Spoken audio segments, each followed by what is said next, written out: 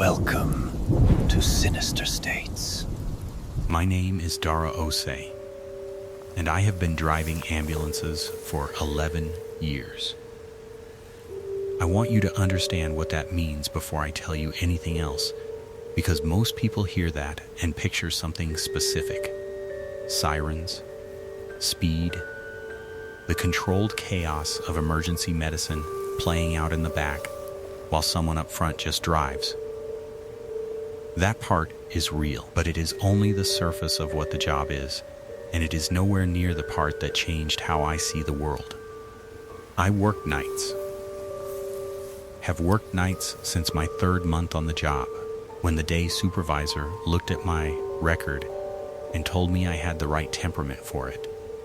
I didn't ask what he meant. I figured it out eventually. Night shifts attract a specific kind of paramedic. People who are comfortable with silence, who don't need the world to make sense in order to keep functioning inside it, and who have learned to stop asking certain questions because the answers don't help you do the job any better. I am one of those people now. I wasn't always. In 11 years across 3 cities, Baltimore, then a 2-year stretch in rural Kentucky, then back up to a mid-sized city in upstate New York where I've been ever since, I have responded to more calls than I can accurately count.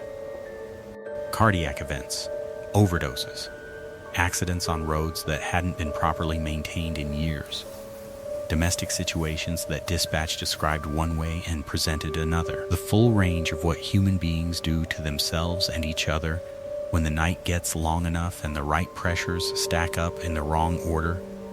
Most of those calls followed patterns. Once you've done the job long enough, you develop a kind of internal map, not of streets or neighborhoods, though that matters too, but of situations. You start to recognize the shape of a call before the details fill in. You know within the first 2 minutes of arriving whether something is going to be straightforward or complicated.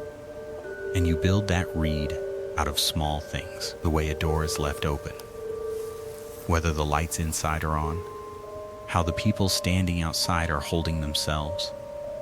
That internal map is what keeps you alive in this work. Not fast reflexes, not physical strength, not even training, though all of those matter. What keeps you alive is the ability to read a situation accurately and adjust before you're already inside something you can't back out of cleanly. I'm telling you this because I need you to understand that what I'm about to describe did not happen to someone who panics easily, misreads situations, or goes looking for things that aren't there. I am the least likely person I know to report something I can't explain, and I have been reporting things I can't explain for the last 4 years. It started during my 2nd winter in upstate New York. The city sits in a valley between 2 long ridgelines, with the older residential neighborhoods pressed up against the western slope and a stretch of mixed industrial and undeveloped land running along the eastern edge before the terrain drops off toward the river. The eastern corridor is where most of the night calls cluster. Old infrastructure, isolated pockets of population, roads that were built for a different era and haven't been updated since. The kind of geography that creates situations. The calls coming out of that corridor started changing around November of my 2nd year. Not dramatically. Nothing that would show up clean on a report or give a supervisor a reason to flag it. Just small inconsistencies that built up over time until they stopped feeling like coincidence. Patients who couldn't account for where they'd been. Injuries that didn't match the stated mechanism. Witnesses who described something and then, by the time we were loading the patient, seemed to have forgotten they'd described it at all. I started keeping notes. Not official documentation. Nothing that would end up in a file or require an explanation I couldn't give. Just my own record. Dates, locations, call types, and anything that didn't line up. By the time winter broke into a bad spring, I had enough entries to see the shape of what was happening, and the shape didn't belong to anything I'd been trained to recognize. My partner at the time was a woman named Cass. 12 years on the job, night shift her entire career. The kind of medic who could start an IV in a moving rig in the dark without thinking about it. I showed her my notes one night while we were parked up on the Ridge Road, waiting out the last 2 hours of our shift. She read through the whole thing without saying anything, handed it back, and looked out at the eastern corridor for a long moment before she spoke. She didn't tell me I was wrong. She didn't tell me I was seeing patterns that weren't there. What she said was, there are 5 things I need you to know before we go back down there. And then she told me why she'd been driving with the interior light off for the last 3 years, why she never rolled her window down past the bridge on Route 9, and why she always, without exception, called dispatch to confirm our next location out loud before we moved. Not for dispatch, for whatever might be listening. I didn't sleep well after that conversation, not because I was afraid of what she'd said. I'd already known most of it, or suspected it, but because having someone else confirm that the shape was real made it harder to set aside at the end of a shift. The rules she gave me that night are the same rules I'm giving you now. They came from contact. Not theory, not stories she'd heard from other crews or read somewhere online. Direct contact, over 12 years, on roads that most people only drive in daylight if they can help it. There are 5 of them. 5 rules for the Eastern Corridor, for the ridge roads and the river access points and the long stretches of dark between the last working streetlight and the edge of whatever the county hasn't gotten around to maintaining. If you drive those roads, for work, for any reason, at any hour past 10, you need to hear all of them before you hear what happens when they get broken. Because the first one is already in play before you realize you've crossed into the kind of situation where it matters. Rule 1. Never stop for someone standing alone on the road after 2 in the morning. The first time I encountered a reason for that rule, I had been on the job in New York for about 8 months and hadn't yet learned to weight the small things correctly.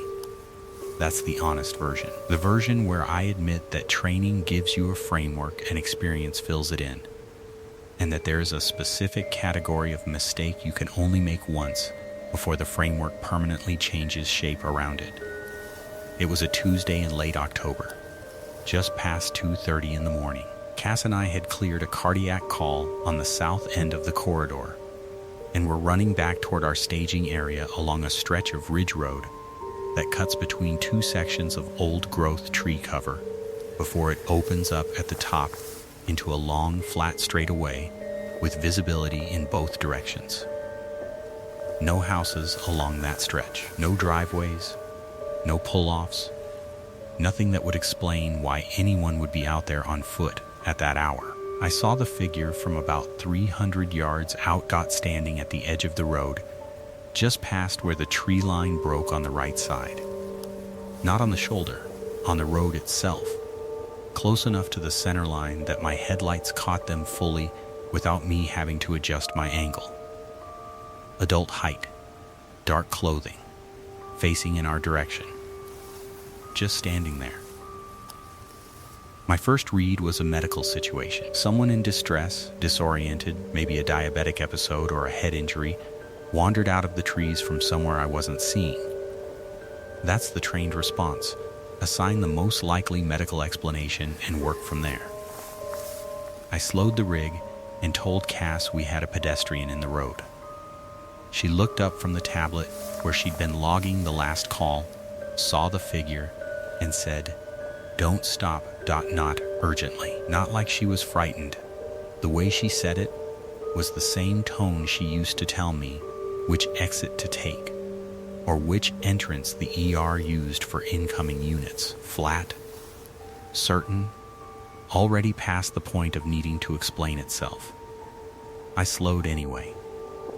The figure hadn't moved, hadn't stepped back, hadn't raised a hand, hadn't done anything that would tell me whether they were aware of the vehicle coming toward them or locked into whatever state had put them in the road. Cass put her hand on the dash and said it again. "Don't stop, Dara. Keep moving. I kept moving. We passed within 20 feet of the figure, close enough that my headlights lit up the full length of them for about 3 seconds before we cleared the position and the road opened up behind us. In those 3 seconds, I registered everything I could, the way you do when the situation is moving faster than your ability to process it cleanly. Adult. Standing fully upright, no visible distress in the posture, facing us directly. Arms at the sides, not raised, not braced, just hanging in a way that felt like something that had learned the position rather than something that had grown into it. The face was turned toward us, and I could see the outline clearly enough in the headlights, features in the right arrangement. Nothing that would stop you if you saw it on a daytime street, but the eyes didn't catch the light. That's the part I come back to. Human eyes catch headlights. It's basic biology. The retina reflects. You get that brief flash of response even in peripheral catches at highway speed. These didn't.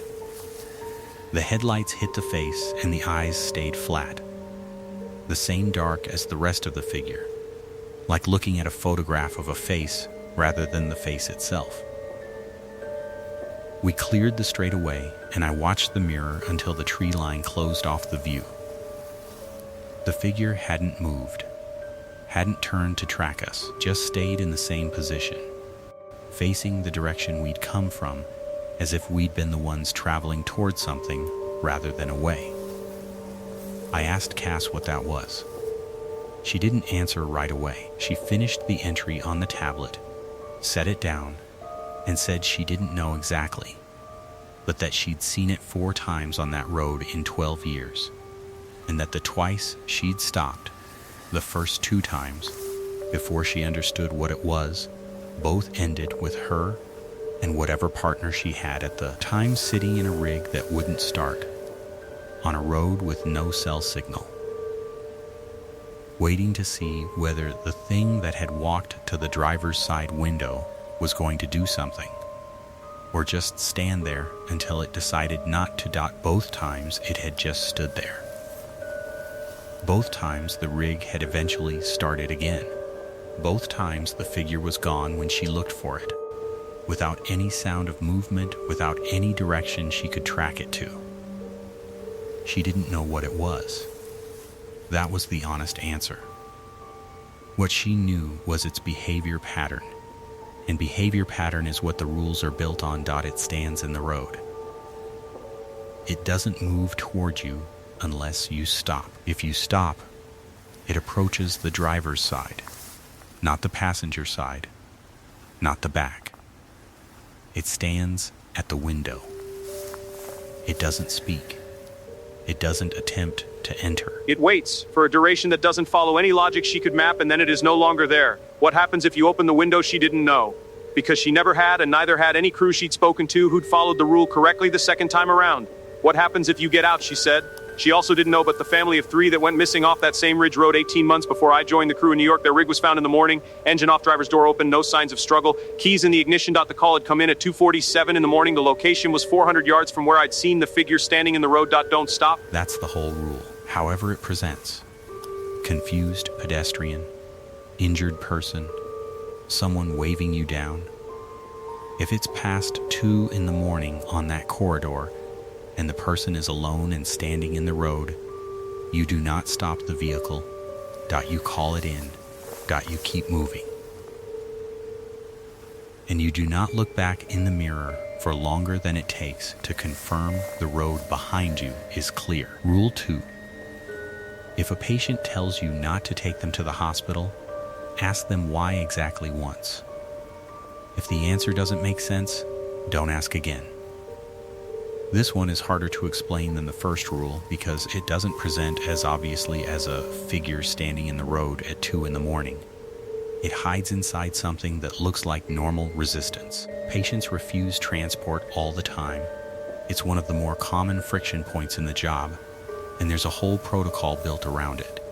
Informed refusal paperwork, capacity assessments, documented attempts to explain the risks. You learn early that you cannot force a competent adult into an ambulance, and you learn shortly after that competence is a more complicated determination than it sounds when you're standing in someone's kitchen at 3 a.m. trying to figure out whether they understand what's happening to their own body. So, when a patient says they don't want to go, the trained response is to slow down, assess capacity, explain the situation clearly, and document everything. That protocol exists for good reasons, and I follow it correctly in the vast majority of calls. The rule Cass gave me is not about overriding that protocol. It's about recognizing the specific shape of a refusal that doesn't come from a person.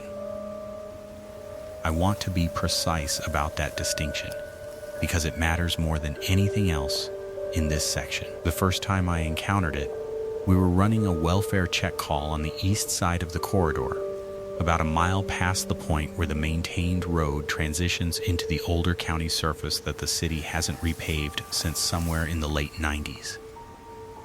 The call had come in from a neighbor who said they hadn't seen the occupant of the house in 4 days and that there were lights on inside that hadn't changed position in all that time. Welfare checks on the night shift in that part of the corridor are rarely simple. The geography selects for people who prefer distance from other people, and distance from other people over long periods tends to produce situations with complicated histories by the time someone finally calls them in. We found the occupant inside, seated at a kitchen table, a man in his late 50s who appeared physically stable, breathing normally, responsive to our entry, oriented to the date and location when we asked. No visible injury, no signs of acute medical distress on initial presentation. He told us he was fine. He told us the neighbor was overreacting.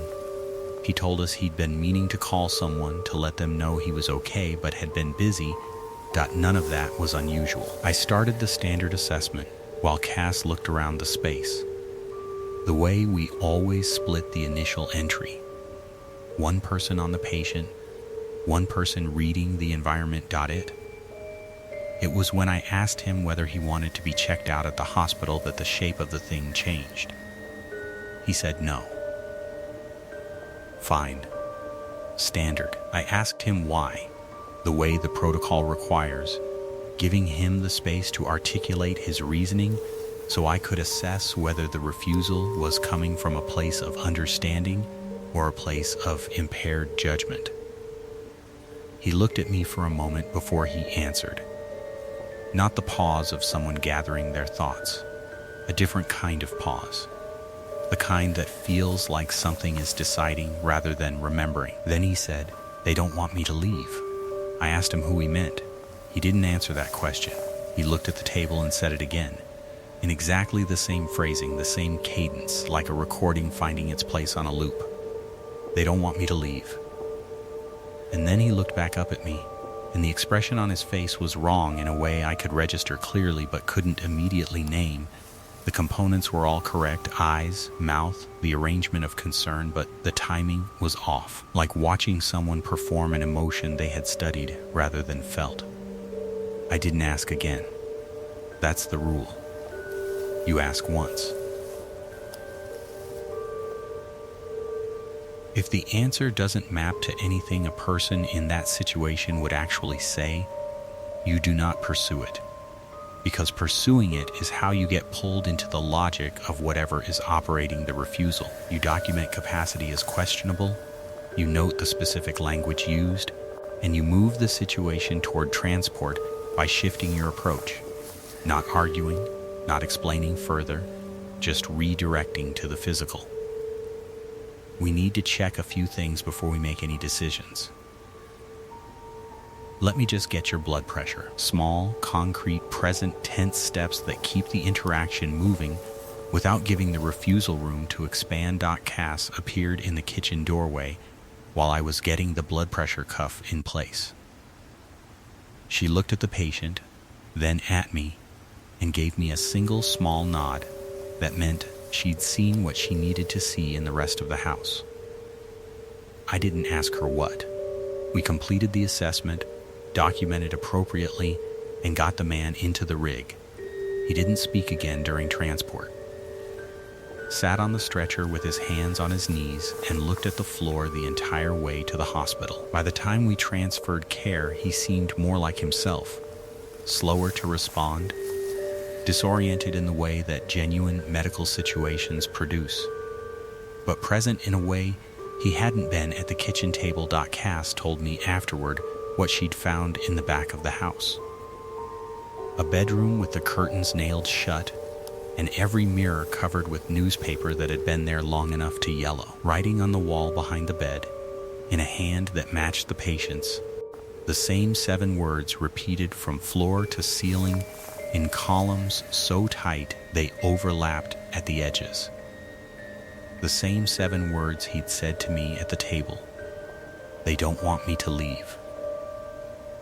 She'd seen variations of that presentation 3 times before in that corridor. Different patients, different houses, same shape of refusal, same wrong timing in the expression, same answer to the one question you're allowed to ask. None of those patients, when she'd gotten them out and into care, had any memory of saying it. Whatever is operating the refusal doesn't want you to understand it. That's why you only ask once. The second question is the one it's waiting for. Rule 3. If dispatch sends you a call and then immediately sends a correction to the same address, do not go to the corrected location. Go to the original one. I'll explain why that matters, but first I need to explain how dispatch works on the night shift, because the rule only makes sense if you understand the system it's hiding inside. Dispatch on nights runs leaner than days. Fewer coordinators, longer response windows, more ground covered per unit. The people running the board at 2 in the morning are experienced. They have to be. But the volume and the geography create gaps that don't exist during daylight hours. Calls get entered with wrong addresses sometimes. Cross streets get transposed. A location on the east side of the corridor gets logged as the west side, because the road names mirror each other in a way that has been confusing drivers and dispatchers alike for 30 years. Corrections happen. They're normal. They're part of the operational texture of the job. That's what makes this rule so difficult to hold on to in the moment, because when a correction comes through, every instinct trained into you says to follow it. The correction is the updated information. The correction is what dispatch has verified. Ignoring a dispatch correction and going to the original address is the kind of decision that, in a normal situation, gets you written up and has your supervisor asking questions you don't want to answer at 7 in the morning. Cass lost a partner to this one. Not to death. I want to be clear about that. But to the job, to the corridor, to whatever it is that the corrected location produces when a crew arrives there instead of where the call actually originated. His name was Marcus. 7 years on the job, night shift the last 4. One of the best medics she'd worked with in terms of technical skill and situational calm. They received a call one February. Residential address on the eastern slope. Reported fall with possible head injury. Standard enough. They were already moving when the correction came through, redirecting them half a mile north to a different address on a road that Cass didn't recognize from the area they'd been running. She told Marcus she thought the correction was wrong. He pulled up the updated address on the GPS and said it was mapping fine, that dispatch had confirmed it, that they should run it. She pushed back. He drove to the correction. She told me what they found there. And I'm going to relay it to you with the same precision she used. Because the precision is what makes it land correctly. The address was a property that hadn't been actively occupied in at least several years. Overgrown access. A structure that had settled badly on one side. No lights, no sign of a fall victim, no sign of anyone who had made a call, no sign that anyone had been on that property recently in any capacity that left normal traces. Marcus got out to check the structure. Cass stayed with the rig and tried to raise dispatch to confirm the call details. Dispatch had no record of sending a correction. Their log showed the original address only. The correction, which both of them had heard clearly over the radio, which Marcus had pulled up on the GPS and watched map itself in real time, did not exist in the dispatch record. No second transmission. No updated address. Nothing. Marcus came back out of the structure after about 4 minutes. He got in the rig and didn't say anything for long enough that Cass asked him directly what he'd found inside. He told her it was fine. Nothing there. She asked again. He said it was fine. Same phrasing. Same flat tone. She looked at him and saw the timing issue, the wrong pause, the expression sitting slightly outside where it should be on his face. She recognized it because she'd seen it before, at kitchen tables and in back bedrooms, and in the specific quality of silence that fills a space right before a patient says something that doesn't come from them.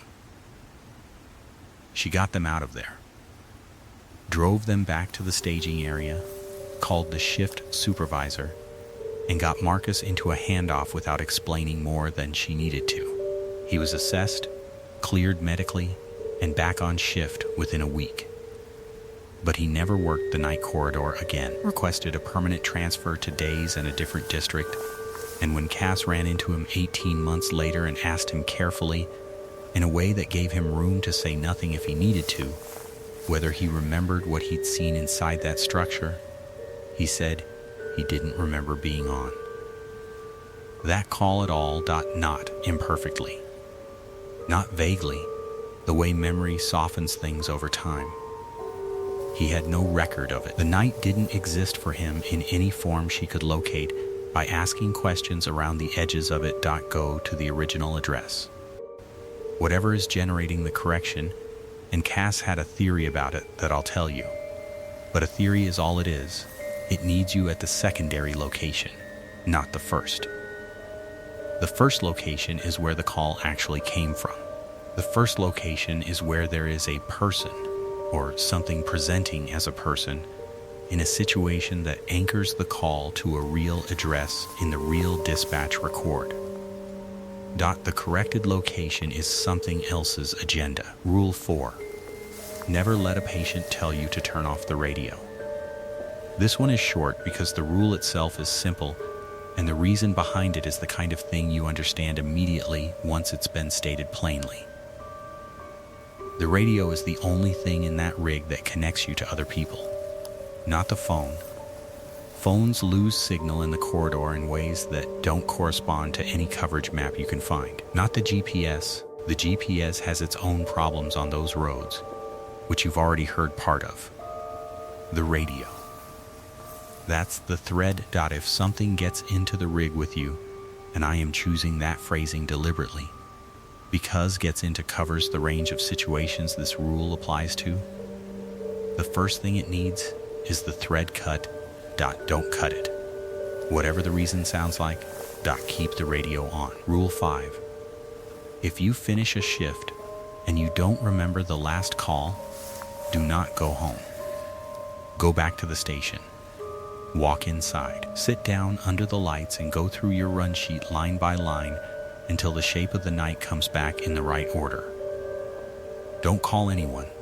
Don't drive anywhere else. Don't convince yourself that the gap is just fatigue, just the ordinary blur that settles over a long shift when your body has been running on adrenaline and bad coffee since 10 the previous evening.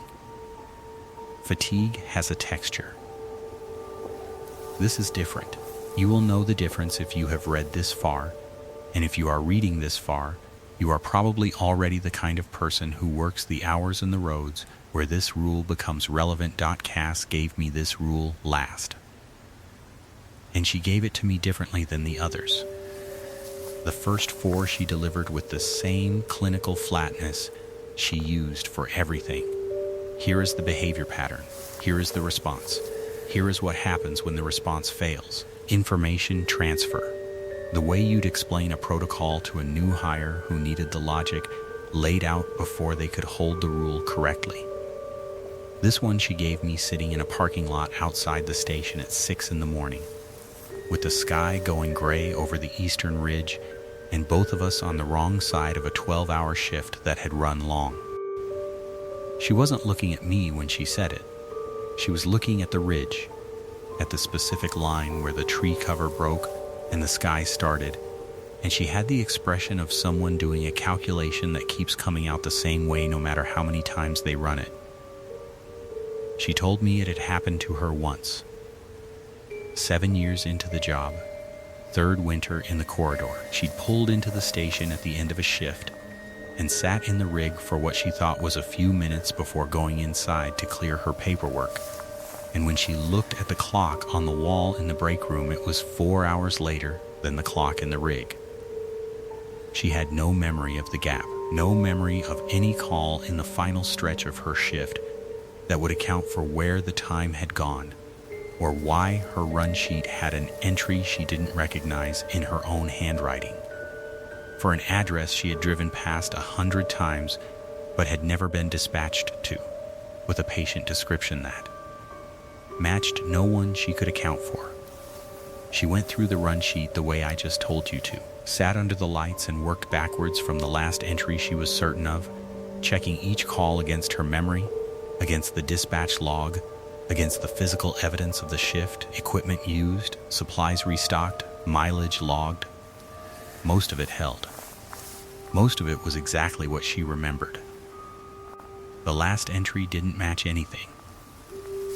She told the shift supervisor she needed a few hours before she drove home. He didn't ask questions. Night shift supervisors who have worked the corridor long enough develop a specific policy of not asking certain questions, which is its own kind of institutional knowledge being passed down in the only way it can be, through omission and accommodated silence. She slept in the break room. When she woke up, she felt like herself again, with the specific clarity that comes after real sleep rather than the shallow unconsciousness of exhaustion. She never found out what the last entry was for. The address didn't exist in any directory she could locate. The patient description didn't match any person reported missing or found in the area around that date. The entry sat in her run sheet as a documented fact, with no corresponding reality she could locate around it. And after 6 months of looking carefully, in her own time, without filing anything that would require her to explain what she was looking for and why, she stopped looking. What she believed, and again, this is her theory, not something she could demonstrate, was that there is something in that corridor that can use a person the way you use a vehicle. That under specific conditions, on specific stretches of those roads, in the particular quality of darkness that settles in the hours before dawn when the shift has been long enough and the body's defenses are running low, something can occupy the hours you lose the way a current occupies thee. Space where water used to be, moving through you, using your hands, your voice, your knowledge of the roads and the protocols and the geography, going where it needs to go, doing what it needs to do, and then leaving. Without friction, without drama, the way water moves out when the current shifts, just gone, and the hours gone with it, and only the run sheet entry left behind as evidence that the time was used at all. I have not lost hours on that corridor.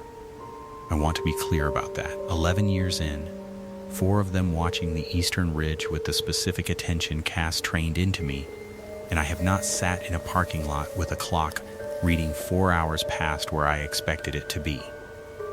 I don't know whether that's the rules working, or luck, or the particular shape of my nights, or something about me that makes me less useful to whatever moves through that darkness, looking for an open door. What I know is that the rules are real, that they came from contact and cost people things they didn't get back. That Cass is retired now, living 2 states away, and that she calls me twice a year to ask whether I'm still following them. Every time I tell her yes. Every time she says good. And then she says, go through the run sheet tonight before you drive home. I always do. If you're out there on those roads, you should too.